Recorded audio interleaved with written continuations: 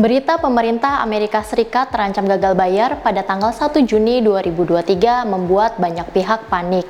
Mengapa hal ini bisa terjadi dan apa dampaknya terhadap pasar modal?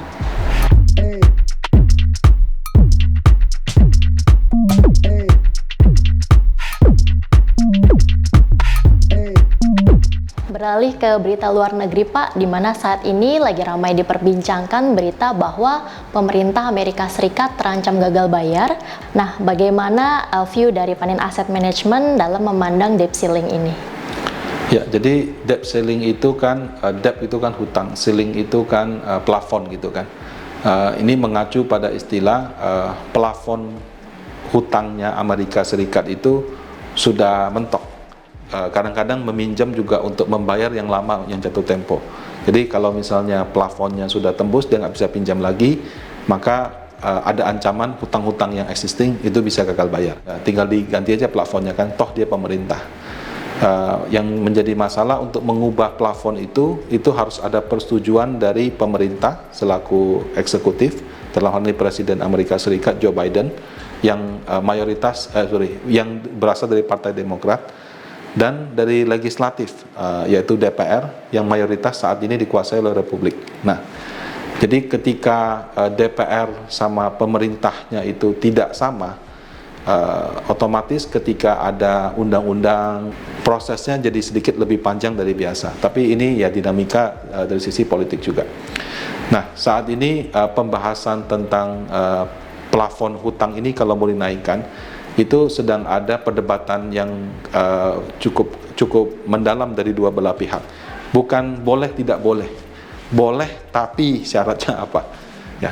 Nah, selama ini antara Demokrat sama Republik itu selalu berbeda pendapat. Di zaman Barack Obama, dia mengeluarkan program mereka sebut Obamacare gitu ya. Tapi itu ditentang oleh Republik. Kenapa? Karena menurut mereka tidak berkembang ya. Sempat deadlock, sempat kayak sekarang juga gitu. Akhirnya selesai ya.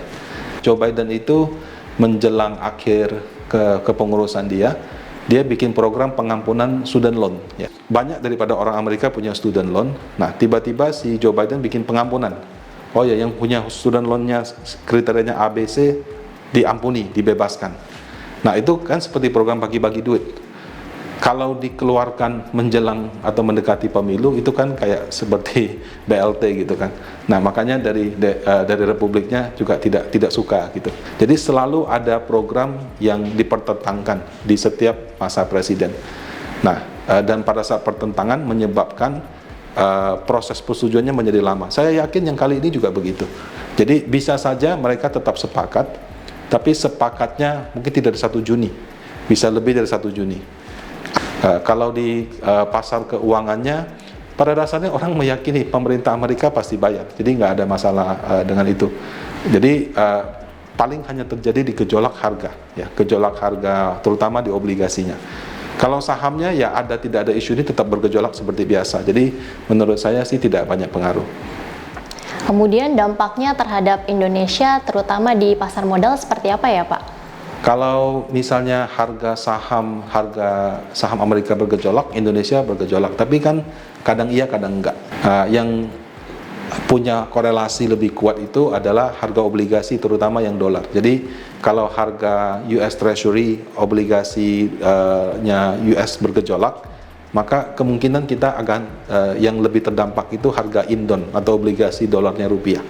Kenapa? Karena yang beli obligasi Indon itu dia kan listing di luar negeri. Jadi kalau yang US saja naik, ya otomatis Indonesia yang dianggap beresiko juga ikutan naik. Tapi kalau harga obligasi yang rupiah, saya kira akan relatif stabil.